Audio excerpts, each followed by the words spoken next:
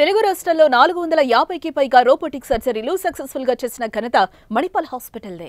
ఆ కంచు కంఠానికి ఎందరో అభిమానులు, ఆ చేతి రాతకు మరెందరో ముగ్ధులు.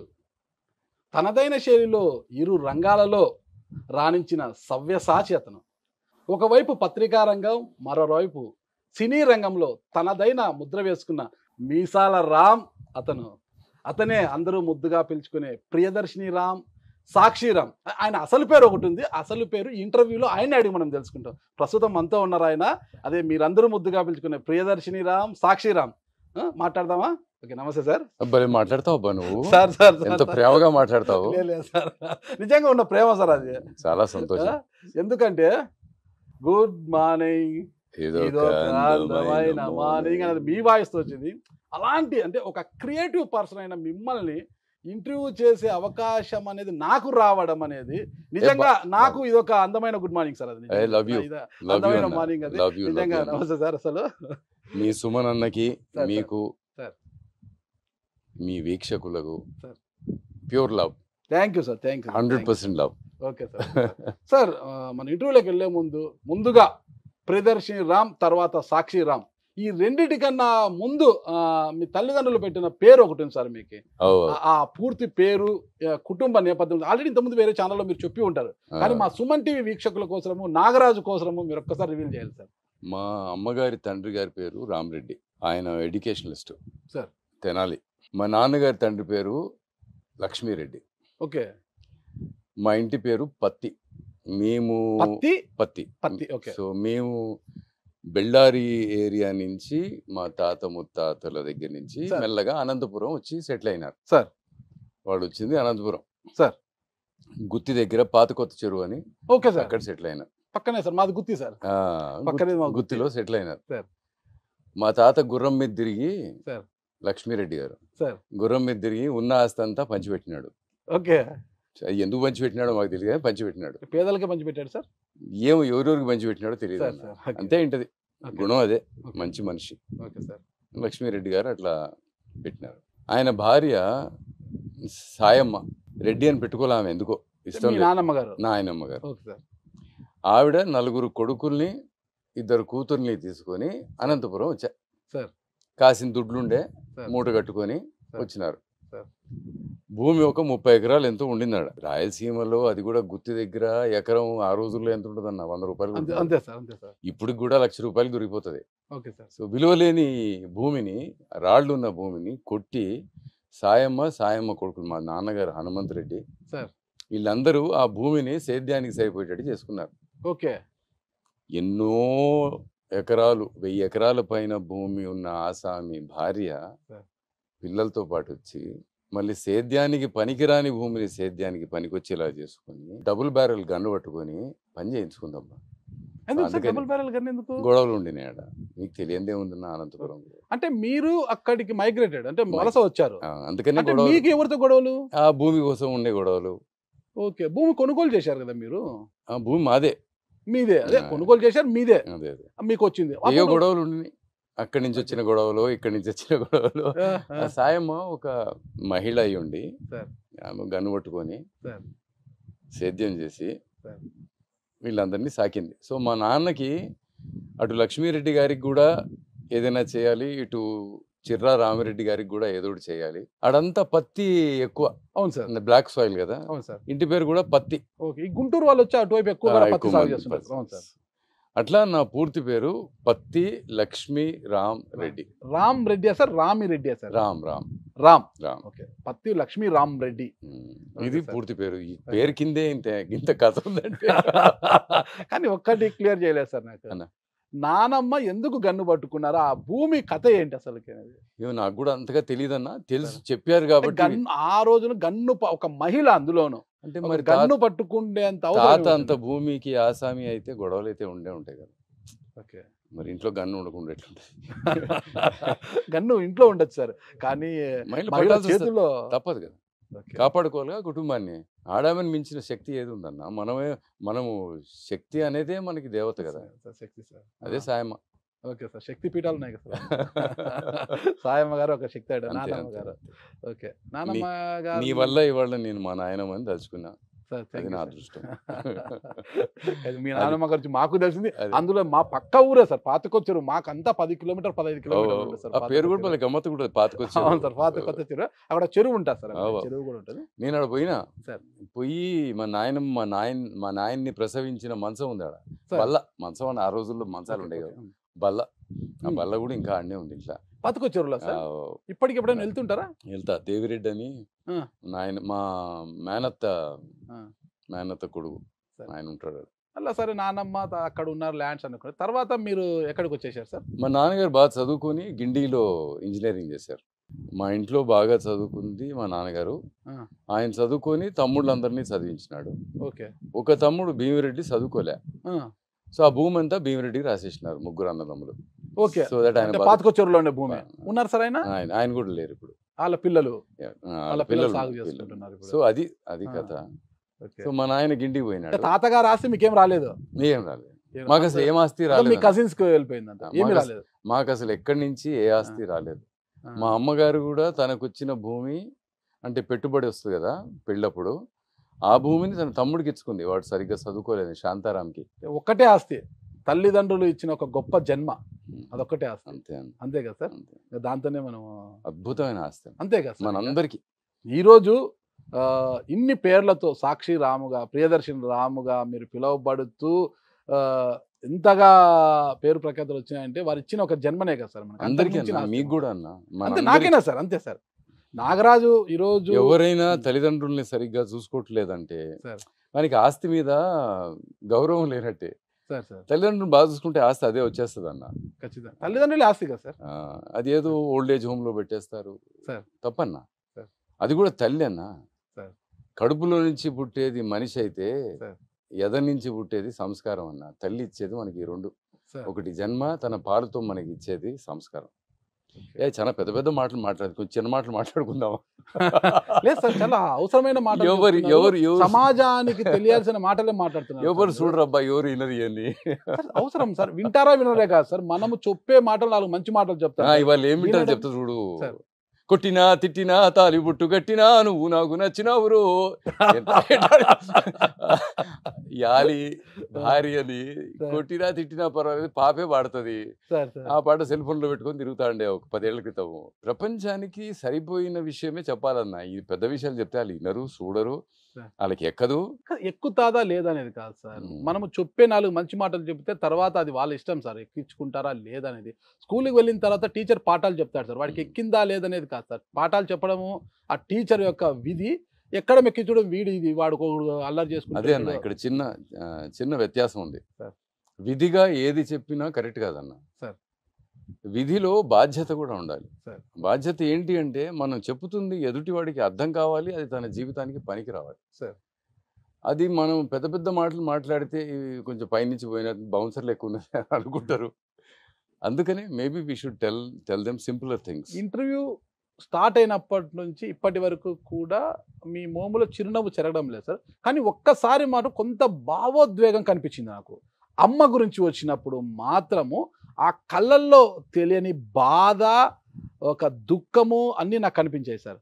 అసలు అమ్మ అంటేనే రామ్ సార్కి అసలు ఇంకా విపరీత. అమ్మ అంటే ఎవరికైనా ప్రేమ సార్, అమ్మని ప్రేమించాలి, ప్రతి ఒక్కరు అమ్మని ప్రేమించాలి. కానీ అందులో రామ్ సారు మొదటి వరుసలో ఉంటారు అంటారు. అదే ఎందుకంటే ఆ కళ్ళు చెమరుస్తున్నాయి అనమాట మీరు, అది నాకు ఇప్పటికీ తెలుస్తుంది మీ కళ్ళు చూస్తే. ఏంటి సార్ అసలు అమ్మ అంటే మీకు? మా నాయన 42 ఏళ్ల వయసులో ఇక్కడ ఐడిపిఎల్లో డిప్యూటీ జనరల్ మేనేజర్గా ఉండి చనిపోయినాడు అన్న సార్. ఆయన కమ్యూనిస్టు సార్. ఆయన కమ్యూనిస్టు. రాత్రిపూట భోజనం చేసినాక జనరల్ మేనేజర్ గారు, ఆ కాలనీ చాలా పెద్ద కాలనీ అన్న, చాలా పెద్ద సంస్థ ఆ రోజుల్లో, 72, 71. మా తండ్రి గారు అట్లా నడుచుకుంటూ భార్యతో పాటు మా అమ్మగారితో పాటు అందరినీ పలకరించి వచ్చేవాళ్ళు. అక్కడ ఆయనకి ఒక రాయి మీద హనుమంతుడి బొమ్మ కనపడాయి. అది వానకి ఎండకి అట్లా పడి ఉంటే ఆయనకి ఎందుకో మనసు చెలించిందండి. కమ్యూనిస్ట్కి చెల్లించరాదు. అదే కమ్యూనిస్ట్కి అసలు దేవుడు అంటే నమ్మకం ఉండదు. మరి ఏందో మరి ఆయనకి ఎందుకో ఆ పరిస్థితి చూసి దేవుంది ఏదో అనిపించి గుడి కట్టించినాడు అన్న. ఓకే. ఆయన ఏం పెద్ద ఆస్తిపరుడు కాడు, కష్టపడి ఆయనకు వచ్చిన జీతంలో మిగుల్చుకున్న డబ్బులు అప్పుడున్న 2 అంబాసిడర్ కార్లు అమ్మేసి ఆ డబ్బుతో ఆ గుడికి కావాల్సినంత డబ్బు సమకూర్చి ఒక సావనీరేసి దాంట్లో అడ్వర్టైజ్మెంట్ నుంచి వచ్చిన డబ్బులతో ఎట్లాగైతేనే గుడి కట్టినారన్న. ఆ గుడి కట్టి దాని ఓపెనింగ్ 73 మేలో జరిగిందన్న. నవంబర్లో ఆయన చనిపోయినాడు. 42 ఏళ్ళు ఆయనకి. 42 ఇయర్స్. చాలా చిన్నవారు. ఇక నాకు 14 ఏళ్ళు, మా అన్నగారికి 17 ఏళ్ళు. సార్. ఇక మాకు దేవుడి మీద ఎలాంటి విశ్వాసము, గుడి మీద ఎలాంటి నమ్మకం ఉంటుంది? ఏమీ ఉండదు. ఉండదు సార్. ఇక మాకు మిగిలింది అమ్మ ఒకతే. సో నమ్మకమైన, ప్రేమైన, కూతురైనా, స్నేహితురాలైనా, సార్. తల్లైనా అమ్మే. ఆమె భర్తని ఎంతగా ప్రేమించేదంటే నాన్నగారు చనిపోయిన తర్వాత చాలా కాలం మంచం మీదే ఉండిపోయింది. సో నేను మా అమ్మగారిని నేను మనోవేదన భరించలేక నేను మా అమ్మగారిని పెంచుకున్నాను నా కూతుర్లాగా. తల్లులు పిల్లల్ని పెంచుతారు, పెంచుకున్నాను. కొడుకు తల్లిని పెంచాడు. ఇక్కడ నేను పని చేసుకొని వచ్చి అప్పుడు మోటార్ సైకిల్ ఉండేది. చాలా కష్టంలో ఉన్నాం. అంటే జనరల్ మేనేజర్గా పనిచేసిన ఆయన సడన్లీ చనిపోతే ఏముంటుందన్న? ఏముండదు. సైకిల్ మీద కాలేజ్కి పోయేది, స్కూల్కి పోయేది. సంస్థ నుంచి మీకు ఏం రాలేదు సార్ అసలు? అమ్మగారికి ఉద్యోగం లాంటిదో ఇచ్చారు. ఆ సంస్థ took care of my mother. But that was not enough. అంతే కదా, అంతే కదా. కుటుంబానికి అది కాదు కదా. ఒక పెద్ద దిక్కును కోల్పోయిన తర్వాత అవన్నీ మనకి ఏమి ఇచ్చినా. అప్పుడు ఆ రోజుల్లో ఆయనకి 3000 చిల్లర జీతం ఉంటే అమ్మగారికి 600 జీతం ఉంటే మరి సడన్లీ వ్యత్యాసం చాలా తేడా కదా, చాలా గొప్పగా ఉండేది. సో మోటార్ సైకిల్ కొనుక్కుంది నేను మా అమ్మని తీసుకెళ్ళి ఐస్ క్రీమ్ తినిపించడానికి వస్తాను. సైకిల్ మీద తీసుకెళ్ళాను కాబట్టి. సో అమ్మ నాకు కూతురైతే అమ్మ నాకు ఆకలిని నేర్పించిందన్న. ఎలా సార్? అంటే మా నాన్నగారు చనిపోయిన తర్వాత మా నాన్నగారి అస్థికలను కృష్ణా నదిలో వేసి మళ్ళీ ఐడిపిఎల్ కాలనీ బాలానగర్ దగ్గరికి పోవాలా. అక్కడ పోతుంటే ఇక వచ్చినాము, సిటీ దరిదాపుల్లో వచ్చినాము, కారులో వస్తున్నాము. మా అమ్మని అప్పటికే నేను 2-3 సార్లు అమ్మ నాకు ఆకలేస్తుంది, అమ్మ నాకు ఆకలేస్తుంది అని చెప్పింది. 14 ఏళ్ళ పిల్లోని అంతే తెలుసు, నాకు ఆకలి తెలుసు. చెప్పితే సరిగ్గా ఇంటికి వచ్చిన తర్వాత కారు తలుపు తీస్తున్నప్పుడు కూడా మళ్ళీ ఇంకోసారి అడిగినా మా అమ్మని, అమ్మ ఆకలిగా ఉంది అని. ఆమె ఒక నిమిషం ఆగిందన్న. ఆమె అప్పటికప్పుడు ఒక విధవరాలు, ఆమె బాధలో ఆమె ఉంది. ఈ పిల్లోడు ఇప్పటికీ 2 సార్లు అడిగినాడు నాకు ఆకలి వేస్తుంది అని. ఆమె ఆగి నాకు చెప్పిందన్న, ఇంట్లో అన్నం ఉందని తెలిసి కూడా నువ్వు ఆకలి ఆకలి అంటున్నావు. ఎంతోమంది ఇళ్లలో అన్నం ఉండదు, వాళ్ళ ఆకలి అంటే తల్లి ఏం చేయాలి, ఆ బిడ్డ ఏం చేయాలి అని. ఆ రోజు నుంచి అర్థమైందన్న ఆకలి ఎంత అద్భుతమైన విషయం అని. ఆకలిని ఆకలితో నింపు, అన్నంతో నింపద్దు మా అమ్మ ఆ రోజు నాకు చెప్పిందన్న. అదే ఆకలి వల్ల ఒక మోటార్ సైకిల్ కొని మా అమ్మకి ఐస్ క్రీమ్ తినిపించిన. ఆ తర్వాత అమ్మగారికి అంత ఇష్టం అసలు ఐస్ క్రీమ్ అంటే? చాలా ఇష్టం. మా నాన్న తినిపించేవాడు. ఏ ఫ్లేవర్ ఎక్కువ తినేవారు? వెనీలా. ఆ రోజుల్లో వెనీలా. ఓకే, నాన్నగారు లేకపోయినా ఐస్ క్రీమ్ లేని లోటు మీరు. ఆ తర్వాత కారు కొని అమ్మని, కారు కొంటే ముందు అమ్మని తిప్పాలి దాంట్లో, అట్లా. అందుకనే ఇద్దరు మీ తల్లిదండ్రులు ఇద్దరేనా సార్? బ్రదర్ మీరిద్దరే? అన్న పేరు సార్? సిద్ధార్థ్ రెడ్డి. సిద్ధార్థ్ రెడ్డి. ఓకే, పత్తి సిద్ధార్థ్ రెడ్డి. మేము ఏం చేసినామంటే నాన్నగారు చనిపోయిన తర్వాత కొంచెం ఏదో బంధువులతో ఏదో ఇబ్బంది వచ్చి పత్తి వంశానికి చేరకూడదు, ఉండకూడదు అని అనుకుని అమ్మ పేరు పెట్టుకున్నాం. మా అమ్మ పేరు ప్రియదర్శిని. ఓకే ఓకే, అమ్మగారి పేరుతోనే యాడ్ ఏజెన్సీ కూడా పెట్టారు. అప్పట్లో యాడ్ చేయాలంటే ముంబైకి వెళ్ళాల్సి వచ్చేది. అందరూ కూడా ఎవరు రాజకీయ పార్టీలైనా, సినిమా వాళ్ళని ఎవరైనా ముంబైకి వెళ్ళాలన్నమాట. ముంబైకి వెళ్ళాల్సిన అవసరం లేదన్నట్టుగా అసలు ప్రియదర్శిని యాడ్స్ పెట్టారు. సక్సెస్ కూడా సాధించారు. చాలా చాలా సక్సెస్ఫుల్, చాలా పెద్ద పెద్ద యాడ్స్. అప్పట్లో కాంగ్రెస్ పార్టీకి రాజీవ్ గాంధీకి కూడా యాడ్ చేసిన, అమేథీ కూడా చేసిన, క్యాంపెయిన్ చేసిన. అదృష్టం అన్న. ఎలా ఆ రంగంలోకి ఎలా వెళ్ళారు సార్ అసలు మీరు? మా అన్నయ్యని రాజీవ్ గాంధీ గారు ఎక్కడో కనపడితే ఆయన్ని తీసుకెళ్లారు ముందు. హి was an engineer, very powerful Leo. somehow Rajiv liked what Siddharth was doing. Ala he got in touch, and after that, because he was there, I was doing work and he called me. That's it. Gandhi కుటుంబంతో పరిచయం ఏర్పడడానికి అదే కారణం? అదే కారణం, అంతే, వేరే కారణం లేదు. నాకు బాగా గుర్తున్నా ఎంత క్లోజ్ అయిపోయామంటే నాకు అన్నయ్య గారికి ఇందిరాగాంధీ గారు ఇంటికి పిలిచినప్పుడు అన్నం కూడా వడ్డించేవారు. She was prime minister. Okay, కానీ షీ వాజ్ సో లవ్లీ అన్న. ఎంత అద్భుతమైన లెసన్స్ ఈ లైఫ్లో. ఓకే, మనం ఏమైనా కూడా అన్నం వడ్డించడం ఏంటనా. నేను రాజశేఖర్ రెడ్డి గారి శ్రీమతి గారు విజయలక్ష్మి గారు కూడా ఇంటికి వెళ్తే తను వడ్డించాల్సిందే. జగన్ గారి భార్య భారతి గారు తను వడ్డిస్తారు. అంటే ఎక్కడో ఎవరినో ఒక ఆత్మీయుణ్ణి డైనింగ్ టేబుల్ దాకా పిలిచాము అంటే ఇక ఆయన్ని సత్కరించాలో ఆవిడ్ని గౌరవించాలో అని వాళ్ళకి తెలుసు. ఎక్స్ట్రాడినరీ పీపుల్ అన్న. ఇవన్నీ కూడా నేను అటు గాంధీ కుటుంబంలో చూశాను. మళ్ళీ నేను అదే ప్రవర్తన మళ్ళీ వైఎస్ఆర్ కుటుంబం చాలా చాలా అదృష్టం అనిపించింది. గాంధీ కుటుంబానికి దగ్గర కావడం కాదు మీ అన్న సిద్ధార్థ రెడ్డి. మరి మీ వదిన గారు తారాదేవి గారు సార్, రాజీవ్ గాంధీ గారికి మా అన్నయ్య అంటే చాలా ఇష్టం అన్న. సార్ తారాదేవి గారు చిక్మగళూరు ఎంపీగా చేశారు సార్, ఫార్మర్ మినిస్టర్ కూడా, కేంద్ర మంత్రిగా కూడా పనిచేశారు. పివి నరసింహారావు క్యాబినెట్ లో హెల్త్ మినిస్టర్. ఇందిరాగాంధీ గారు అప్పుడు చిక్మగళూరు, మెదకు, రాయ్బరేలీ 3 చోట్ల నుంచి కంటెస్ట్ చేశారు. రాయ్బరేలీ ఓడిపోయారు, మెదక్ ఉంచుకున్నారు, చిక్మగళూరు మళ్ళీ మా వదిన గారికి ఇచ్చేసారు. ఓకే. సో ఇందిరాగాంధీ గారు మా ఇంట్లో ఉన్నారు అప్పుడు ఆ సమయంలో. అది అందుకనే తారాదేవిని చూసిన రాజీవ్ గాంధీ గారు అన్నయ్యకి తారాదేవికి పెళ్లి చూపులు అరేంజ్ చేసింది ఆయన వల్ల వీళ్ళిద్దరూ పెళ్లి చేసుకున్నారు. అవునా సార్? లేకపోతే అసలు ఎక్కడ సిద్ధార్థ రెడ్డి అరేంజ్డ్.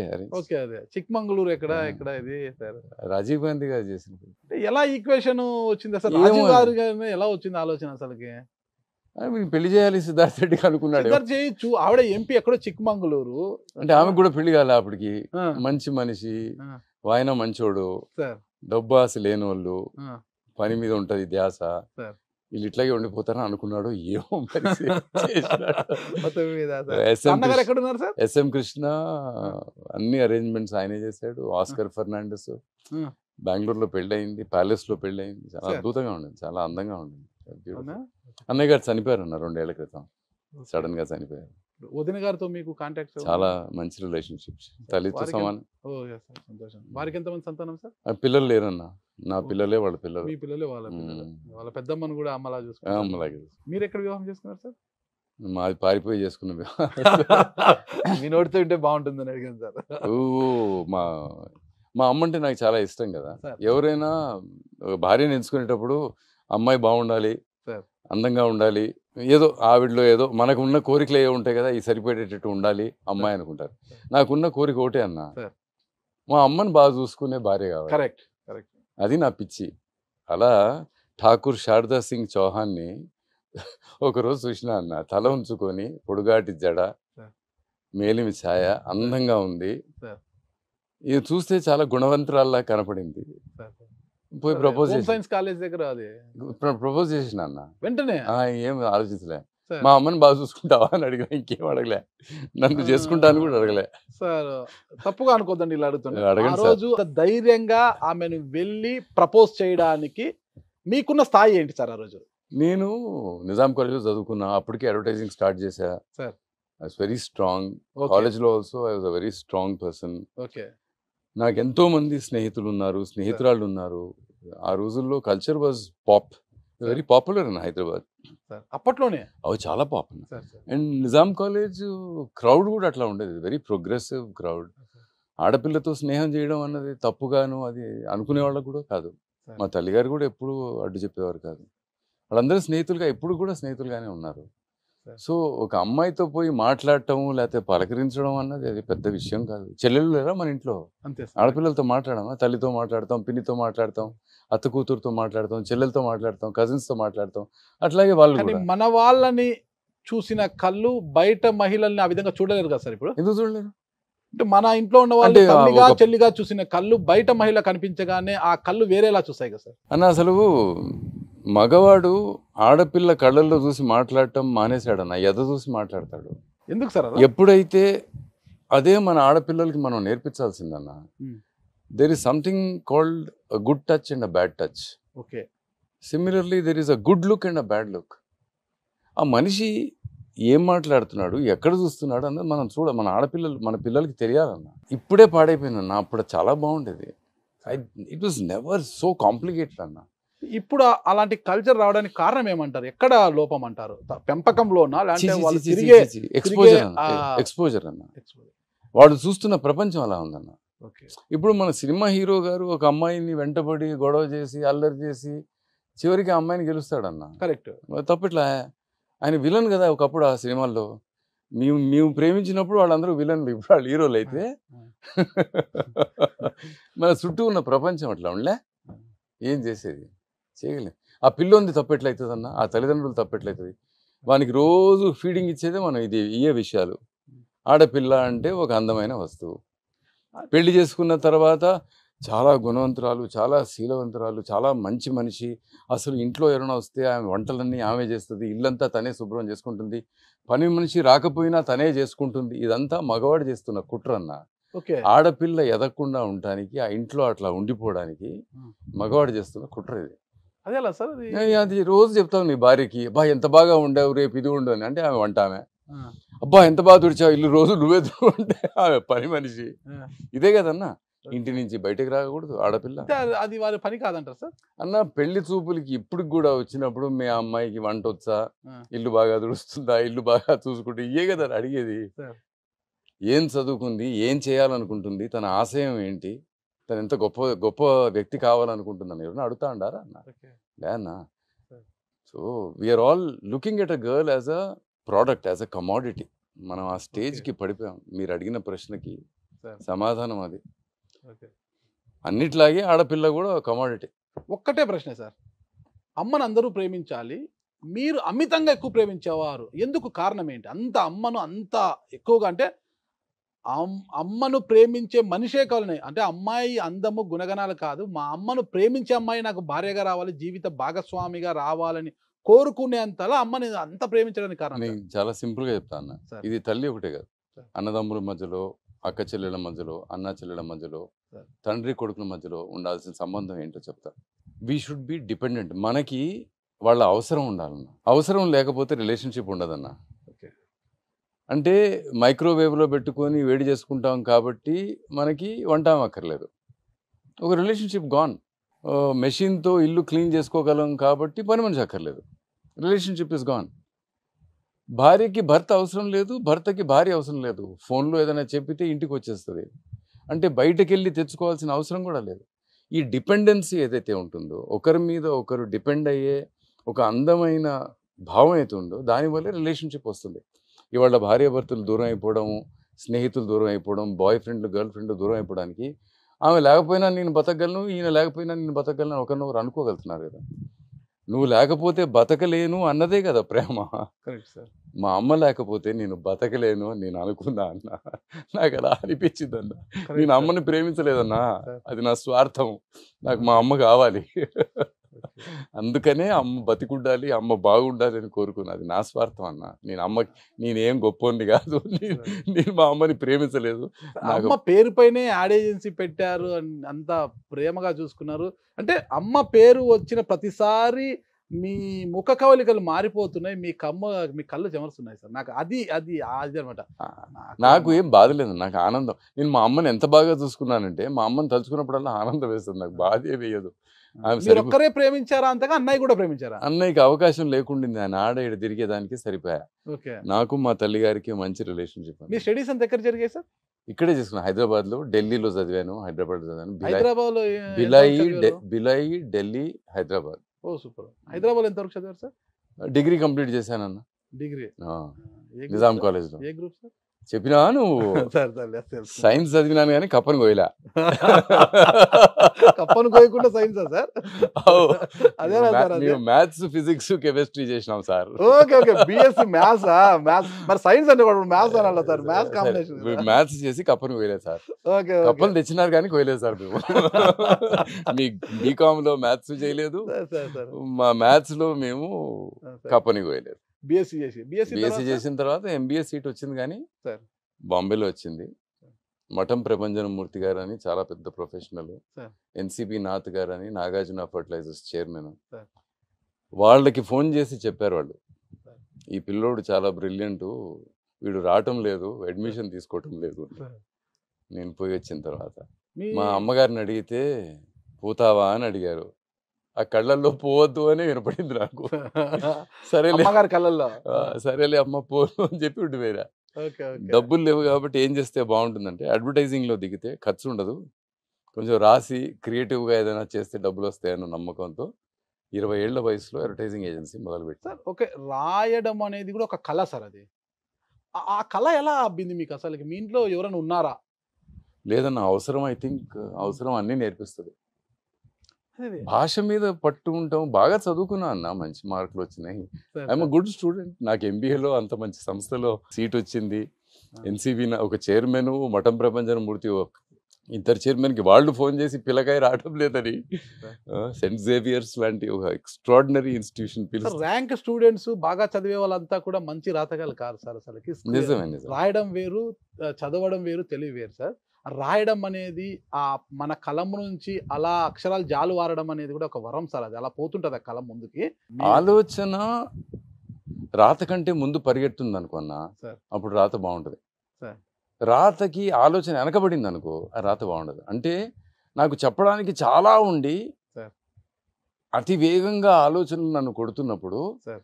కలం స్పీడ్ సరిపోనప్పుడు ఆ రాత బాగుంటుంది అన్న.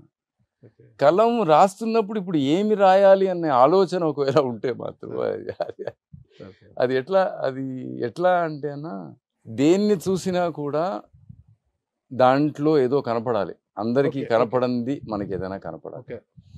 నేను ఒక చిన్న బిట్ ఏదో రాశాను, దాన్ని ఎవరో చాలా మంది మెచ్చుకున్నారు. అది ఓ సీతాఫల చెట్టు చిన్నప్పుడు సన్నగా ఉంటుందన్న, దానికి నీళ్లు పోసేవాళ్ళు ఉండరు. ఎప్పుడైనా వాన పడితే బతకాల. పిల్లకాయలు దానికి కాసిన చిన్న చిన్న కాయలు తెంచుకొని వాటితో గోళీలు కూడా ఆడుకుంటారు. వస్తా పోతా కర్ర తీసుకొని సీతాఫలం చెట్టుని కొడతారు. సీతమ్మ వారు ఎంత బాధపడ్డారో సీతాఫలం అన్ని బాధలు పడుతుంది. కానీ ఎక్కడో ఆకుల మాటున ఒక్క కాయని, పెద్ద కాయని దాచిపెట్టుకొని పండిస్తుంది అన్నది వాస్తవం సార్. దాంట్లో మనం అందరం ఈ రేగడి భూముల నుంచి వచ్చిన వాళ్ళం, మనకి కథ తెలుసు. వానలు లేని భూముల నుంచి వచ్చినాం కాబట్టి మనకి తెలుసు. దాంట్లో అన్న ఆ బరువుకి ఆ కొమ్మ ఏదైతే ఉంటుందన్న సగం ఇరుగుతుందన్న. ఇరిగిన పక్క గ్రీన్గా ఉంటుందన్న, అటుపక్కది ఎండిపోతుందన్న. అంటే ఆ కొమ్మ చనిపోతూ కూడా సీతాఫలము ఆ పండుకి ఇంకా ప్రాణం పోస్తూనే ఉంటుందన్న. ఆ సీతాఫలం చెట్టు ఒక పేద గర్భవతిలాగే కనబడిందన్న నాకు. ఇది ఆలోచన అన్న. ఇంకా రాయడానికి ఏముంది? కరెక్ట్. నువ్వు ఆలోచనే లేకుండా కూర్చొని రాయాలనుకుంటే రాయలేవు. అదే ఆ ఆలోచన రావడం, ఆ సృజనాత్మకత ఆలోచన. సృజన కాదన్నా, నువ్వు చూసిన దాంట్లో దేవుడు క్రియేట్ చేసిన వాటిని కొన్నిటిని అర్థం చేసుకోవడం. ఆలోచన రావడం కూడా గొప్ప సార్. అదొక వరం అన్నమాట. అది ఎలా వచ్చింది మీకు అనేసి, అవుట్ ఆఫ్ ప్రాక్టీస్. మీ కుటుంబంలో అది మీకే ఎలా అబ్బింది అని? అది అవుట్ ఆఫ్ ప్రాక్టీస్ ఏంటిదన్న. ఒకరోజు నేను చిన్న కాలం రాయాలి, ఆఫీస్కి వెళ్తున్నా, సాక్షి ఆఫీస్కి. ఆ ప్రింటింగ్కి పోవాలి. సంక్రాంతి అయింది, 15వ తారీఖు జనవరి. కారులో ఆఫీస్కి పోతుంటే ఈ చెట్ల మీద పతంగులు, గాలిపటాలు, ఎలక్ట్రిక్ వైర్లకి గాలిపటాలు ఏలాడుతున్నాయన్న. అవి ఉరేసుకున్నట్టు అనిపించింది అన్న. వెళ్ళి నేను రాసిన అన్న, ఆ దారం ఉన్నంతసేపు ఆ పతంగు నాకు ఈ దారం వద్దు అని ఎగురుతుంది అన్న. ఆ టెన్షన్ ఉంటుంది దారానికిను ఆ పతంగుకి, గాలిపటానికి మధ్యలో టెన్షన్ ఉంటుంది. అది ఆపుతుంది కాబట్టి ఇంకా ఎత్తుకు లేస్తుంది అన్న. వదిలితే ఇంకా పైకి వెళ్ళిపోతుంది అన్న. ఆ పతంగి ఏమనుకుంటుందన్న, ఈ దారం లేకపోతే నాకు స్వేచ్ఛ ఉంటుంది అనుకుంటుంది. కరెక్ట్. మన పిల్లలు కూడా ఈ తండ్రి రోజు మనకి చెప్పడం, ఈ తల్లి మనకి రోజు చెప్పడం, అట్లా కాదురా ఇట్లాగా, అట్లా కాదురా ఇట్లాగా అని మన ఆడపిల్లకి చెప్పడం, వీళ్ళ గొడవ లేకపోతే మనం చాలా గొప్పవడం అవుతాం అనుకొని ఆ దారాన్ని తెంచేసుకుంటారు. ఆ దారమే ఆధారం. అది తెగితే నువ్వు ముళ్ళ కంచెలోనో ఏ చెట్టుకో ఏ కరెంటు వైరుకో ఏలాడి ఉరేసుకున్నట్టే అని రాసినాను. ఇది ఉరేసుకున్న పతంగు అన్న భావం ఎలా పుట్టుకొస్తుందన్న? ఇంకో భావం రాశానన్న. ఒక ఇంట్లో 4 అన్నదమ్ములు.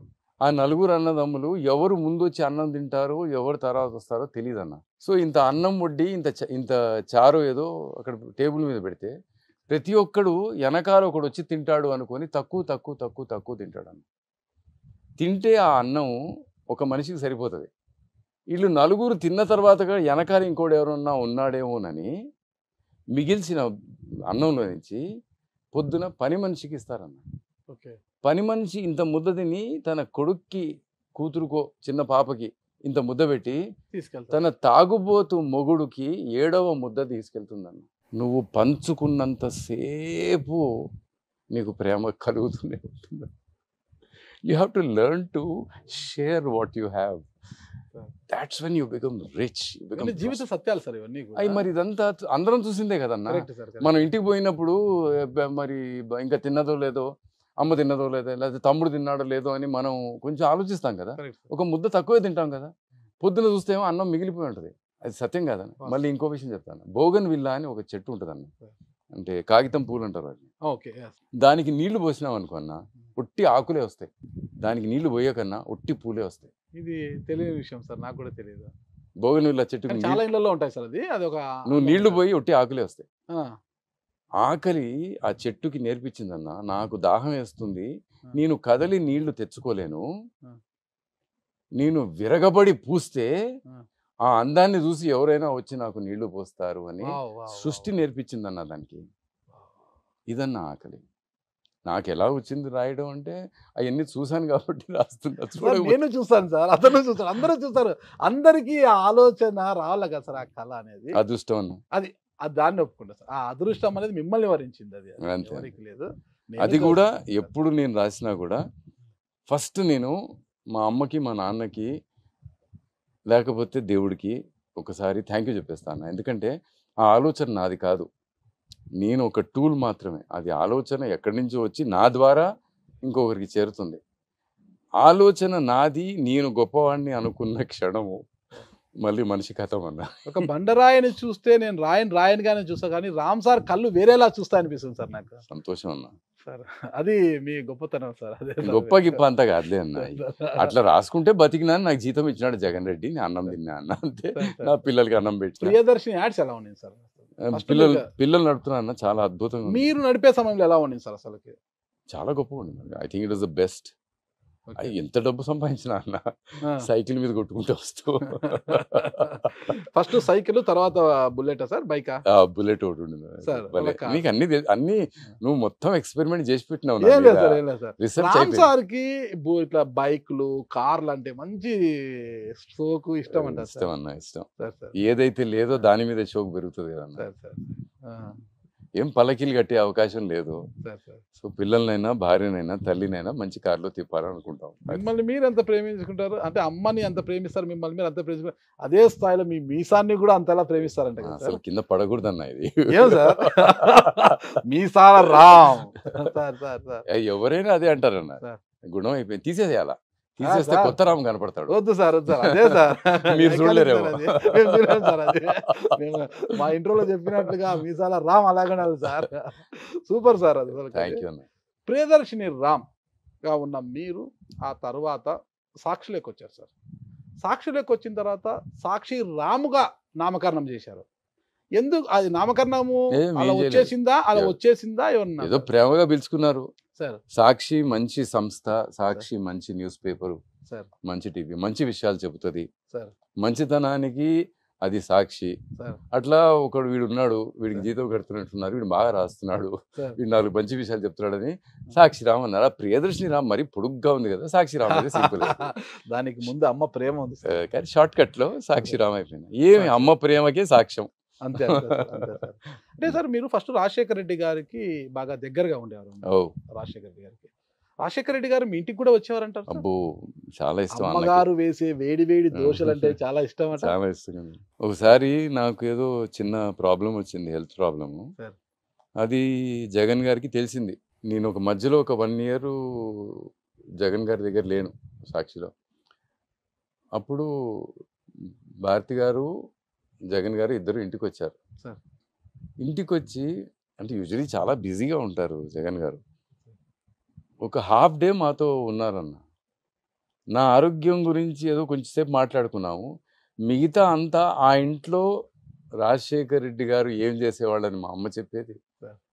వాళ్ళు విని ఎంత ఆనందపడేవాళ్ళు అంటే వాళ్ళకి వాళ్ళ నాన్న మీద ఉన్న స్పృహ, భారతి గారికి తన మామగారి మీద ఉన్న గౌరవం, ఇట్స్ అన్బిలీవబుల్, సో బ్యూటిఫుల్ అన్న. ఇట్స్ చాలా అదృష్టం. రాజశేఖర రెడ్డి గారు కూడా అదృష్టం చేసుకున్నారు. అలాంటి కొడుకు, అలాంటి కోడలు, బంగారం లాంటి కూతురు. గాంధీ కుటుంబముతో మీకు పరిచయమైన సందర్భాన్ని మీరు చెప్పారు సార్. కుటుంబానికి వైఎస్ఆర్ గారు అదే అన్న, గాంధీ కుటుంబమే ఆ కనెక్షన్ కూడా తెచ్చింది మాకు. ఎట్లా అంటే రాజశేఖర్ అన్న రూపాయి డాక్టర్గా చాలా ప్రసిద్ధిగాంచారు, చాలా గొప్ప ఆయన. అప్పటికే డాక్టరు. రాజకీయాల్లో అంత చదువుకొని గొప్ప పనులు చేసే వ్యక్తులు కొంచెం తక్కువ, అరుదు, లేరని చెప్పను. మనకి అద్భుతమైన గొప్ప లీడర్లు ఉన్నారు. భాస్కర్ రెడ్డి గారు, బ్రహ్మానంద రెడ్డి, అసలు నేను పేర్లు కూడా చెప్పకూడదు, అంటే ఒకటి చెప్తే ఒకటి చెప్పనట్టు అవుతుంది. అట్లా కాదు, గొప్ప వాళ్ళు ఉన్నారు. కానీ వైఎస్ అన్నలో అది ఉండిందన్న, మానవత్వం. అది సిద్ధార్థ్ అన్నకి విపరీతంగా నచ్చింది. ఆయన చాలా యాక్టివ్గా రాజీవ్ గారి దగ్గర ఉన్నారు. అమేథీ అంతా ఆయనే హ్యాండిల్ చేస్తున్నారు. తర్వాత ఇప్పుడు ఈ సౌత్ ఎప్పుడు వచ్చినా కూడా ఇద్దరు కలిసి వచ్చేవాళ్ళు, సిద్ధార్థ్ అన్న, రాజీవ్ గారు. సిద్ధార్థ్ గారు ఏం చేసేవారు రాజీవ్ గారి దగ్గర? అమేఠీ డెవలప్మెంట్ అంతా ఆయనే చూసుకునేవారు. మొన్న ఆయన చనిపోయినప్పుడు కూడా సోనియా గాంధీ గారు చాలా ఎఫెక్షనేట్ లెటర్ రాశారు. అమేథీని అలా నిలబెట్టింది, అలా చేసింది సిద్ధార్థ్ అని చెప్పి తారాకి, మా వదిన గారికి ఉత్తరం రాసి, చాలా చనిపోయినప్పుడు కూడా ఒక లెటర్ సోనియా గాంధీ గారు ఎప్పుడూ కూడా నన్ను కానీ, అన్నయ్యని కానీ, వదిలిని కానీ ఎప్పుడూ అసలు తక్కువ చేసింది. సో ఆయన్ని రాజశేఖర్ రెడ్డి గారిని రాజీవ్ గాంధీ గారితో కల్పించాలని సిద్ధార్థ్ అన్నకి చాలా ఉండింది. సో చెప్పి అరేంజ్ చేసి రాజశేఖర్ అన్నని తీసుకెళ్ళి రాజీవ్ గాంధీ గారికి కల్పించి, extraordinary person, great leader, he should be part of our system, he will bring great strength to the Congress party అని చెప్పి వత్తాసు పలికి. ఎందుకంటే మనిషి గొప్పవాడు, చెప్పేవాళ్ళు ఉండాలి కదన్నా. Correct sir. చెడు చెప్పేవాళ్ళు 10 మంది, అదిగా కాంగ్రెస్ పార్టీలో ఎవరైనా తొక్కేసే వాళ్ళు ఉంటారు. కానీ సారీ, ఇప్పుడు కాంగ్రెస్ పార్టీ గురించి మాట్లాడటం లేదు నేను, అప్పుడు దాని గురించి, అప్పటి వ్యవస్థ గురించి మాట్లాడుతున్నా. కానీ ఒక మనిషిని చూసి ఆ మనిషి గొప్పవాడు, మన సంస్థకి పనికి వస్తాడు, పార్టీ ఇంకా గొప్పగా ఉంటుంది, ఎక్కువ మంచి పనులు చేయొచ్చు, ఆయనలో ఆ ఆర్ద్రత ఉంది అని చెప్పే వ్యక్తి ఆ రోజు సిద్ధార్థ్ అన్న అయ్యాడు. అంటే ఒక హనుమంతుడు అయ్యాడు అనుకోండి గాంధీ కుటుంబానికి, అది పార్టీకి హనుమంతుడు అయ్యాడు. అలా రాజశేఖర్ అన్నకి ఒక అద్భుతమైన మిత్రుడు అయ్యాడు, అద్భుతమైన స్నేహితుడు అయ్యాడు. ఆ కనెక్షన్ తో ఆయన్ని పిసిసి ప్రెసిడెంట్ చేశారు. అలాగే చిన్నారెడ్డిని వనపర్తి నుంచి యూత్ కాంగ్రెస్ ప్రెసిడెంట్ చేసింది. ఆయన కూడా ఆ రోజుల్లోనే చదువుకొని అగ్రికల్చర్ ఎంఎస్సి చేసి, డాక్టర్ చిన్నారెడ్డి ఆ టైంలోనే అంత చేసినాడు. అక్కడ కూడా చిన్న కథ ఉంది. రాజీవ్ గాంధీ గారు, సిద్ధార్థ్ గారు జీప్లో ఎక్కడి నుంచి వెనక్కి వస్తున్నారు, మహబూబ్ నగర్ దాటుకొని అటు నుంచి ఏదో వస్తుంటే జీప్ పాడైపోయింది. పాడైపోతే చిన్నారెడ్డికి ఫోన్ చేసినాడు సిద్ధార్థ్ అన్న. దామోదర్ రెడ్డి అన్న అని బాగా మీసాలు ఉంటాయి, మీకు తెలుసు, కాంగ్రెస్ పార్టీలో చాలా యాక్టివ్, ఎక్సలెంట్ పర్సన్, చాలా లైవ్లీ పర్సన్ దామోదర్ అన్న. ఆయన చిన్నారెడ్డి ఒక ఫియట్ కార్ వేసుకొని వచ్చినారు. రామరెడ్డి దామోదర్ రెడ్డి గారు కదా చెప్పేసి. వాళ్ళిద్దరూ వచ్చినారు. చిన్నారెడ్డి వచ్చి రాజీవ్ గాంధీని, సిద్ధార్థ్ అన్నని పికప్ చేసుకొని ఇంటి దాకా ఇచ్చినారు. అట్లా చిన్నారెడ్డి ఫస్ట్ టైం రాజీవ్ గాంధీని అంత పర్సనల్గా ఒకే కారులో కూర్చొని అప్పుడు చెప్పినాడు, ఈయన ఎంఎస్సీ అగ్రికల్చర్ చేసినాడు. అట్లా సిద్ధార్థ్ అన్న నలుగురికి పార్టీకి పనికి వచ్చేవాళ్ళు, రాజీవ్ గాంధీకి పనికి వచ్చేవాళ్ళ గురించి చెప్తూ ఉండే. అట్లా ఆయన జీవితం అంతా అట్లనే అయిపోయా. అన్నగారి ద్వారా మీరు రాజీవ్ గాంధీ గారి దగ్గర అయ్యారంట కదా? అబ్సల్యూట్లీ.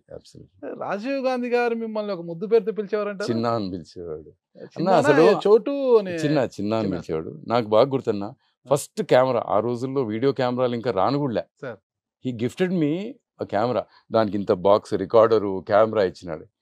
ఇచ్చి రా ఇవాళ హెలికాప్టర్లు తీసుకెళ్తాను, నేను హైదరాబాద్లో ఉన్నారు, అక్కడి నుంచి ఎక్కడికో పోతున్నారు క్యాంపెయినింగ్కి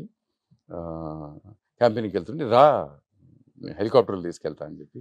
నేను కూడా చాలా ఎక్సైటెడ్, ఎప్పుడు హెలికాప్టర్ ఎక్కడ, ప్లేన్లు ఎక్కాము కానీ హెలికాప్టర్ ఎక్కే అవకాశం మనకే ఉంటుంది. ఆ రోజుల్లో ముఖ్యమంత్రులుగా అంజయ్ గారు సీఎం అయ్యేదాకా ఒక ముఖ్యమంత్రికి హెలికాప్టర్ ఉంటాం అన్నది కూడా చాలా రేరు. సో ఆయన ఎక్కిస్తారంటే తయారైపోయినా. అంతలోకి ఇందిరాగాంధీ, బేగంపేట ఎయిర్పోర్ట్, అంతలోకి ఇందిరాగాంధీ గారి ఫ్లైట్ దిగింది.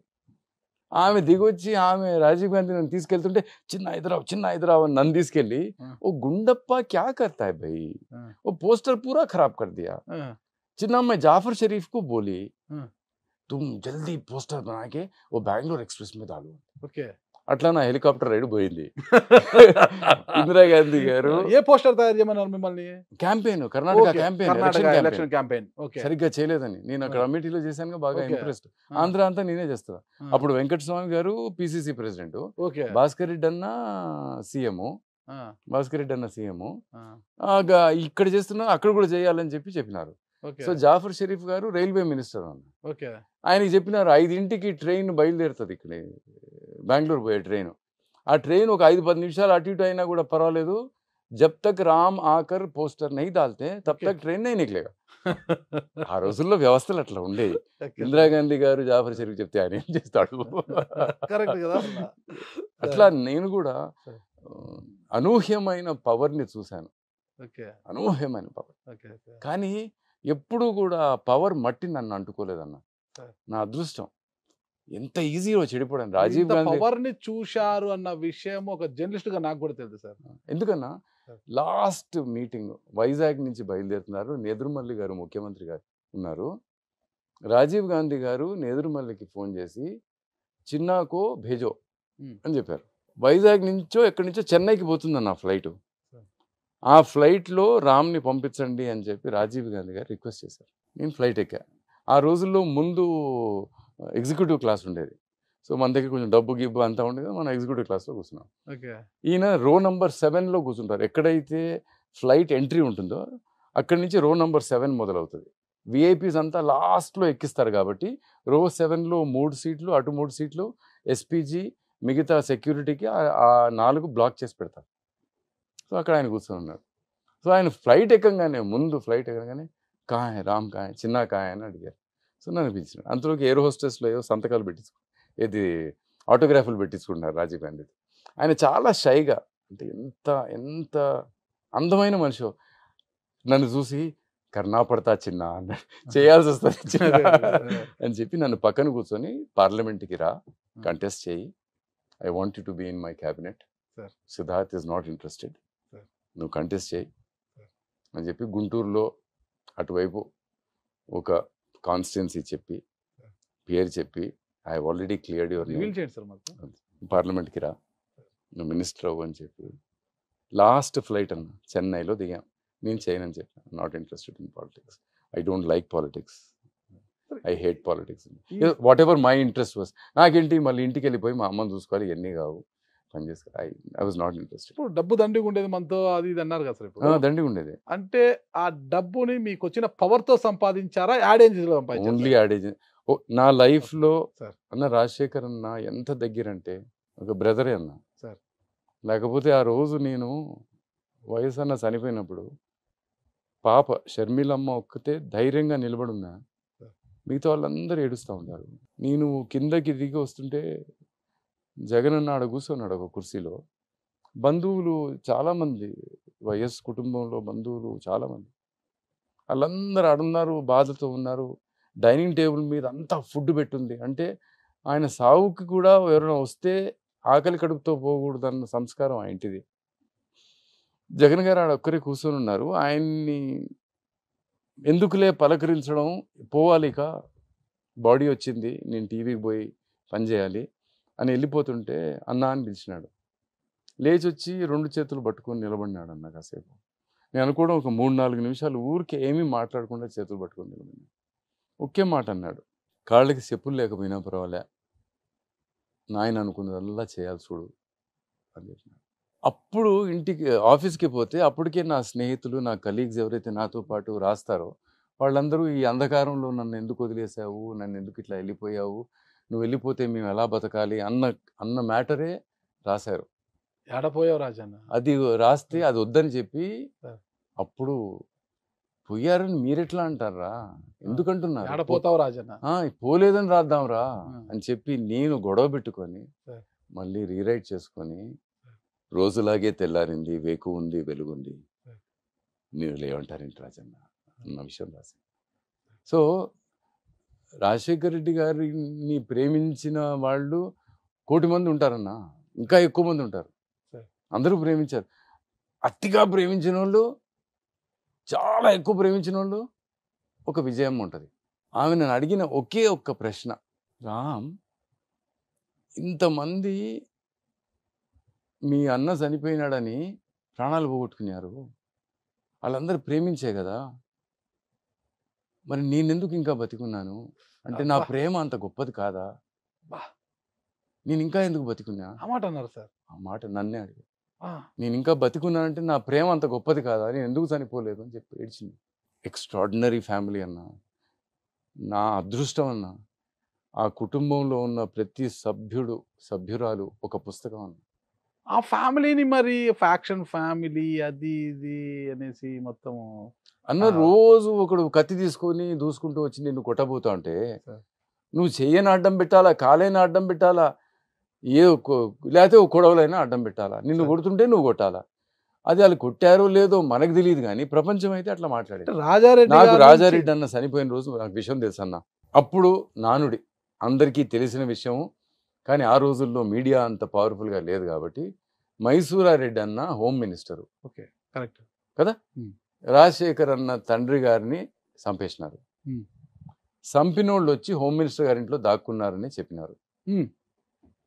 So protected by the same system అని చెప్పినారు. అది ఎంత సత్యమో అసత్యమో అని నాకు వద్దన్న. ఆ రోజు వినబడిన మాట, తెలిసిన మాట, నానుడిలో ఉన్న మాట, ఇప్పుడు దాకా అనుకుంటున్న మాట అదే. అలా జరిగినా కూడా రాజశేఖర్ అన్న ఫోన్ మీద హైదరాబాద్లో ఉన్నాడు. అబ్బా చనిపోయినప్పుడు హైదరాబాద్లో ఉన్నాడు. ఫోన్లు చేసి వద్దు, గొడవలొద్దు అని చెప్పి ఆపినాడు అన్న. ఏం ఫ్యాక్షన్ అన్న. ఆయన గుణంలో మీకు ప్రేమ తప్ప ఏమీ కనపడదన్నా. ఏమి ఫ్యాక్షన్. ఆ మట్టికి పూసిన వాసన. ఈ సినిమాలు చేస్తారు కదన్నా మీరు, తీయండ్రా బండ్లు, తీయండ్రా కొడవళ్ళు, తీయండ్రా కత్తులు. ఎంత అన్యాయం అన్నా. యాడన్నా నువ్వు రాయలసీమలో యాడికైనా పోవన్నా ఇంత అన్నం పెడతారు, ఎంత ప్రేమగా మాట్లాడతారు. ఎవ్వరు అసలు. అది రాయలసీమ ప్రజల గుణం సార్. అది మరి అలా నువ్వు ఫ్యాక్షన్ నేను అనడం లేదు సార్. ఇప్పుడున్న ప్రతిపక్షాలు కావచ్చు, రాజారెడ్డి గారి నుంచి ఇప్పుడు జగన్మోహన్ రెడ్డి వరకు కూడా అదే అంటారు కదా సార్. అన్న ప్రతిపక్షాలు వాళ్ళు గెలవాలంటే ఏదో చెప్పాలి కదన్నా. అంటే ఏ ఇష్యూ జరిగినా పులివెందల రౌడీలు వచ్చారు, పులివెందల గుండాలు వచ్చారు అంటుంటారు కదా సార్. ఆ రక్త మరకల్ని ఇప్పటికీ ఆ కుటుంబానికి అంటిస్తూనే ఉన్నారు కదా సార్. యాడంటుకుంటాయిలే అన్న. ఇంత సేవ చేసి, ఇంత ప్రేమించే గుణము, అన్ని కార్యక్రమాలు చేసిన రాజశేఖర్ అన్న, ఆయన బతికింది ముఖ్యమంత్రిగా 5 ఏళ్ల 2-3 నెలలు. ఆయన చేసినంత పని ఎవ్వరు చేయలే. స్ట్రైట్ ప్రశ్న సార్.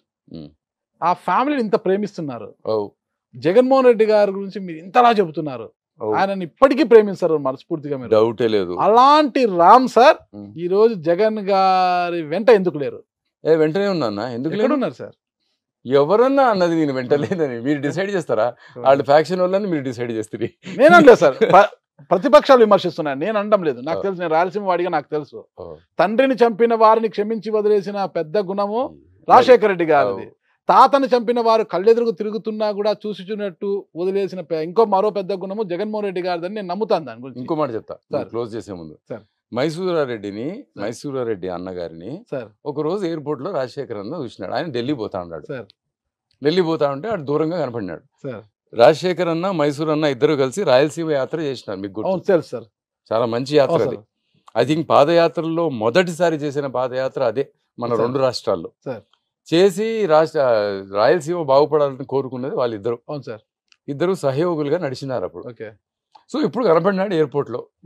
ఇప్పుడు సారు సీఎం, కాంగ్రెస్ సీఎం, ఆయన టీడీపీలో ఉండి ఆడ బయట ఉన్నాడు. ఆయన దూరం చూసి మైసూరారెడ్డి రా ఆయన మళ్ళా చూడు పిలిచి, మైసూరారెడ్డి గారు ఒకసారి ఇటు వస్తారా? అట్లే ఉండదు.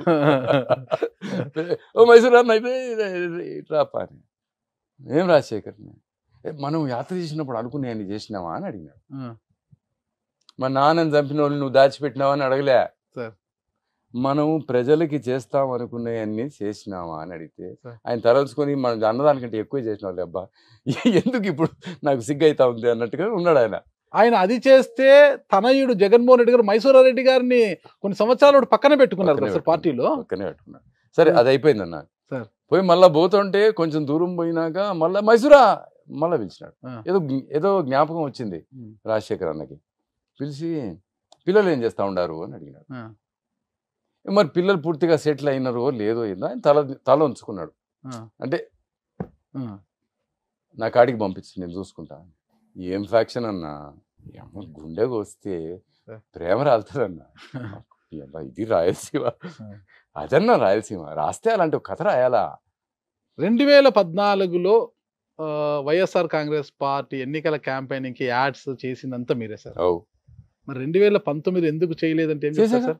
2019 ముందు ఎవరికి ఇచ్చినారన్నా సార్? మళ్ళీ బాగాలేదని జగన్ రెడ్డి పిలిచి క్లాస్ బీకి పొద్దున్నే ఏం చేయి ఇది అదేందని చెప్పి మీరు ఉండగా ముందుగా వేరే వాళ్ళకి ఇవ్వాల్సిన అవసరం ఏమొచ్చింది? అన్న వాళ్ళని తెచ్చుకున్నారు కదన్న పీకే గారిని. ఓకే. ఓవరాల్ క్యాంపెయిన్ ఎవరు వచ్చినా పీకే అయినా పెయిడ్ క్యాంపెయినింగ్, వాళ్ళు కూడా డబ్బులు ఇచ్చిన పని చేస్తారు. కానీ యాడ్ పబ్లిసిటీ జగన్మోహన్ రెడ్డి గారికి ఇష్టలైన మీరు ఉండాలి. ఇష్టలంతా పక్కన పెట్టన్నా. 2014లో తప్పకుండా గెలవాల్సింది ఆగిపోయి 1.5% ఓటు 5 లక్షల చిల్లర ఓట్లతో వెనకబడిపోయి 60 సీట్లతో బయటపడిన జగన్ రెడ్డి ఒక ఆలోచన ఉంటుంది. మనం ఏదైనా మంచి చేయాలంటే ఫస్ట్ ఆఫ్ ఆల్ మనం ముఖ్యమంత్రి కావాలి, అది ఫస్ట్. దానికి పీకే గారు స్ట్రాటజీ అంతా చెబుతారు, ఎలా చేయాలి అని నమ్ముతారు. నన్ను ఎట్లా నమ్మినాడన్న సాక్షిలో ఫీచర్స్ నాకు ఇచ్చినాడు, ఆ టీవీలో కొన్ని కార్యక్రమాలు నాకు ఇచ్చినాడు, నమ్మినాడు అంతే. నువ్వు చేయి, నువ్వు ఏం చేస్తావో నువ్వు చేయి. అట్లాగే పీకే గారిని నమ్మారు. పీకే గారిని నమ్మినప్పుడు పీకే గారు డిసైడ్ చేయాలి ఎలాంటి క్యాంపెయిన్ ఉండాలి, ఎలా చేయాలి, అంతా వారే నిర్ణయం తీసుకోవాలి. అయినా పేపర్లో టీవీలో మనం కావాల్సినంత కొడుతున్నాం కదా, మనం ఎక్కడ వదిలేము, మనం ఆ పని చేస్తూనే ఉన్నాం. I'm not justifying or rationalizing the fact that I did not pick up the campaign at the beginning, but I did my bit. And when the campaign was not going in the direction that Jagan sir wanted, he definitely called me in the morning and we did something. Actually everything we did from then onwards. Anta nene chesanu. అంతా మీరే చేశారు sir. ఏం చేశారనేది మాట్లాడదాం మనము. రాజశేఖర్ రెడ్డి గారితో ఉన్న పరిచయంతో జగన్మోహన్ రెడ్డి గారు పరిచయం అయ్యారు సార్ మీరు? అంతేగా. అంటే సాక్షిలోకి రాజశేఖర్ రెడ్డి గారి పిలుపుతో వచ్చారా? అంతే. జగన్మోహన్ రెడ్డి గారితో ఉన్న పరిచయం? వైఎస్ అన్న పిలిచిన, ఆఫీస్కి పిలిచిండ, చెప్పి ఇట్లా జగన్ ఇట్లా మొదలు పెడతా ఉన్నాడు చూడు, నువ్వు రా, ఈ క్రియేటివ్ వర్క్ అంతా చేస్తావు కదా, నువ్వు ఇన్వాల్వ్ అవ్వు అని చెప్పి వైఎస్ అన్న పిలిచినాడన్న. అయితే నాకు వద్దబ్బా, నేను ఇప్పుడు సినిమా చేయాలి, టాస్ అని ఒక సినిమా చేసిన, అది సరిగ్గా ఆడలే, మన కన్నడ హీరో ఉపేంద్ర గారితో, ఈ ఇప్పుడు మనకి మంచి రివెంజ్ ఫార్మాట్ లో ఉన్నాం, మనకి గెలవాలి కుదరదన్నా, ఫస్ట్ టైం జీవితంలో ఓటమి అసలు మిగిలేలా. దీని ఒక సినిమా చేశారు కదా సార్, మీరే హీరో మీరే డైరెక్టర్, దానికి నంది అవార్డు వచ్చా, ఇది మనోడు మంచి మంచి మార్కులు వచ్చినాయి దానికి. ఇదేదో కొంచెం కమర్షియల్ చేస్తే అటు ఇటు పోయింది, ప్రొడ్యూసర్లు ఒకటి అడిగినారు, నేను ఒకటి అడిగిన, అర్థం కాలే. మళ్ళా గెలవాలా, తప్పు లేదని చెప్తే రాజశేఖర రెడ్డి నెత్తి కొట్టుకుని చెప్పి, ఏమప్పా సినిమా చేస్తావు, ఎజెండా అంతా వాళ్ళు సెట్ చేస్తూ ఉన్నారు, వాళ్ళు పొద్దున్నే రాస్తారు, ఇక్కడ ప్రాబ్లం చేసినాడు, అక్కడ ప్రాబ్లం చేసినట్టే అసెంబ్లీకి పోయి నేను సమాధానం చెప్పుకోవాలా, ముఖ్యమంత్రిని నేను. మనకు ఒక point of view, Congress party ఏమనుకుంటుంది, సోనియా గాంధీ గారు ఏం ఆలోచిస్తున్నారు, ఈ దేశానికి రాష్ట్రానికి ఏం చేయాలనుకుంటారు మనం చెప్పాలి కదా. నువ్వు ఈ టైంలో నువ్వు ఇప్పుడు రాను సినిమా చేసుకుంటాను అంటే, తర్వాత చేసుకుందులే అబ్బా, సినిమా నీకు ఏదైనా కావాలంటే నేను చేసి పెడతాను ఎక్కువ అని అన్న, నేను చేయనని చెప్పి వెళ్ళిపోయాను. మళ్ళీ పిలిచినాడు, పిలిచి ఇంకోసారి చెప్పినాడు, అప్పుడు కండిషన్ పెట్టినా, 6 నెలలకు వస్తా అని చెప్పిన. 6 నెలలకు వస్తారంటే నగినాడు. ఆయనకు తెలుసు బిడ్డ దిగినాడంటే నా ప్రేమకు వదిలిపోవడని. 6 నెలల కండిషన్ అని చెప్పి దిగినా అన్న. దిగి బాగా కలిసి చేసినా. ముందు పేపర్ స్టార్ట్ అయింది, ఇంకా టీవీ స్టార్ట్ అవ్వకపోయా. అది సాయిరెడ్డి అన్నకి అప్పుడు టీటీడీ అది ఇచ్చినారు, మెంబర్షిప్ ఇచ్చినారు. మెంబరా ఏంది, టీటీడీ బోర్డు మెంబర్ ఇచ్చినారు. సో బోర్డు మెంబర్గా ఉండగా ఆయన టీవీ నడపడం కరెక్ట్గా, ఆయన వసూల్ కా बहुत साफ है आदमी, कोई गलती नहीं करना जिंदगी में. तो वसूल की पाबंदी के साथ बोले, హిందీలో మాట్లాడుతున్నాను సరే. ఆ ఆలోచనతో తను ఏమన్నా అంటే, ఈ టీవీ కూడా స్టార్ట్ అయ్యేదాకా రామన్ననే ఉండమని చెప్పి 6 నెలలు అయిపోయినాయి కాబట్టి ఇంకొక 6 నెలలు వేసి ఎలక్షన్లు వస్తున్నాయి, నువ్వు చూడు టీవీ స్టార్ట్ చేయంటే టీవీ కూడా స్టార్ట్ అయింది. అట్లా 2 స్టార్ట్ చేయడానికి కారణం, అక్కడ ఒక అవసరం వచ్చింది, ఒక క్రియేటివ్ పర్సన్ చేస్తే బాగుంటుంది. అప్పుడు సజ్జల రామకృష్ణారెడ్డి గారు పూర్తిగా యాక్టివ్గా ఉన్నారు. Is done a great job with Sakshi.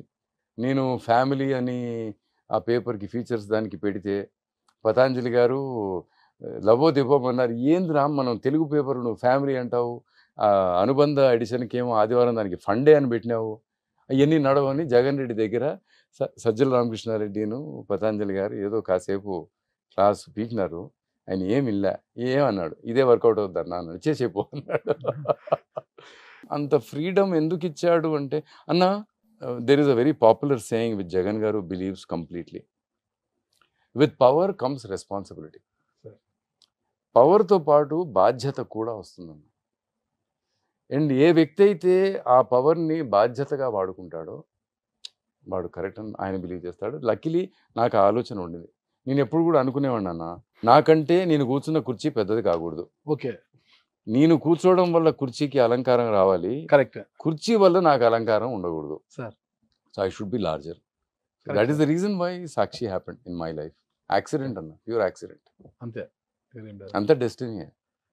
Sakshi futures incharge గా మీరు ఉన్నప్పుడు ఉదయం లేస్తే సాక్షి ఫ్యూచర్స్ పేజీని మెయిన్ పేజీ కవర్ పేజీగా వేసి అలా ఆ స్టాల్స్ దగ్గర ఇలా వేసి ఉంటే దంతెలకి ఆ ఫ్యూచర్స్ పేజీ చూసి పేపర్ కొనేవాళ్ళు సార్ అప్పట్లో. అంతలా అసలు మెప్పించారు అసలుకి. దీనికంటే కూడా అది జగన్ గారి ఆలోచనే అన్న. జగన్ గారు ఆ టైంలో అనుకుంది ఏంటంటే, అందరూ ప్రతి న్యూస్ పేపరు రాజకీయం రాస్తుంది, వార్తే రాజకీయం, మనం కూడా రాజకీయం రాస్తే అది రాజకీయమే అవుతుంది, పార్టీ రాజకీయమే అవుతుంది. కాబట్టి మనకు గుర్రం కావాలి, ఆ గుర్రం మీద మన ఒపీనియన్ ముందుకెళ్తే బాగుంటుంది. కాబట్టి ఫీచర్స్ అన్నది ఆ గుర్రం అవుతుంది. అది మన పాయింట్ ఆఫ్ వ్యూని ఈ సమాజం కోసం మనం చేయాలనుకుంటున్నది, కాంగ్రెస్ పార్టీ చేయాలనుకుంటున్నది ముందుకు తీసుకెళ్లాలంటే ఈ గుర్రం అవసరం అనుకొని ఆ ఫీచర్స్ అంత స్ట్రాంగ్ చేశారన్న. అది సంగతి. చాలా అద్భుతంగా వచ్చేది సార్ అప్పుడు. అంటే అంతా మేమంతా ఊరికే చేసిన వాళ్ళమన్నా, ఆలోచన అంతా జగన్ గారిది. ఆయన ఏ ప్రాజెక్ట్ అనుకోండి, anything that he does it meticulously అన్న. వాళ్ళ కుటుంబంలో గుణం ఉందన్న, ఇద్దరు తండ్రికి కొడుకు ఇద్దరికి ఉంది. వయసు అన్న మా ఇంటికి వస్తే అన్న, పోతూ పోతూ సోఫా సరిగ్గా లేకపోతే కొంచెం స్ట్రైట్ చేసి, ఆ కర్టన్ సరిగ్గా లేకపోతే కొంచెం స్ట్రైట్ చేసి వెళ్ళేవారు. రాజశేఖర్ రెడ్డి గారు చనిపోయిన తర్వాత ఆ ఎమోషన్ని దాదాపు కొన్ని నెలలు మీరు డ్రైవ్ చేశారు సార్ అసలు పూర్తిగా. అసలుకి ఎలా సాధ్యమైంది సార్ అసలు? అదే రాజశేఖర్ రెడ్డి గారు బొమ్మ పెట్టేలా పూలు పడ్డము, ఇదంతా టీవీలో రావడము, మొత్తం సాక్షి పేపర్లో కూడా ఆయన ఫోటోలు రావడం. అంటే మేమే ఆయన్ని అట్లా ప్రేమించాం కాబట్టి అదేం పెద్ద, అంటే దానికి ఒక స్ట్రాటజీ ప్రయత్నం ఏమీ లేదండి. అంటే ఒక సబ్జెక్ట్ని అన్ని రోజుల పాటు డ్రైవ్ చేయాలంటే, ఆ ఎమోషన్ని క్యారీ చేయాలంటే మరి అంత పెద్ద పుస్తకం ఆయన జీవితం. ఎన్ని చేసినాడన్న. ఏడపోతావు రాజా అనేది దాదాపు 5-6 నెలల కొన్ని సంవత్సరాల పాటు అది వచ్చింది కదా సార్. లేదన్న, విజయమ్మ ఫోన్ చేసి 8వ రోజో 9వ రోజో ఆపిచ్చేసింది. ఈ ఇమోషన్ వల్ల ఎవరికైనా హార్ట్ అటాక్ వస్తుందేమో, ఎవరైనా ప్రాణం పోగొట్టుకుంటారు, ఇంకా ఆపేసే రామని చెప్పారు ఆవిడ. వాళ్ళ గుణం అన్నది అంత పవర్ఫుల్గా ఉన్నా కూడా దాన్ని ఆపేయండి అని చెప్పింది విజయమ్మ. అంటే ఏడపోతావు రాజన్న అన్నది మాత్రం మీ కలం నుంచి జాలువారి అక్షరాలే పక్క. నిజంగా నా రోజు చాలా సంతోషం అది జరగడం. అన్నయ్య గారికి అలాంటి నివాళి ఇచ్చుకోవడం ఈ జన్మలో సార్. It's done. ఎన్ని పూలు తెచ్చి చేయగలుగుతామన్న, అక్షరాలతో చేయగలిగింది చేయలేము. అక్షరం అద్భుతమైన నైవేద్యం. పేపర్ నుంచి సాక్షి టీవీకి సీఈఓగా వచ్చారు కదా సార్. సీఈఓగా వచ్చారు, మీ వాయిస్ ని వినిపించేలా మోసం వాయిస్ కంచుక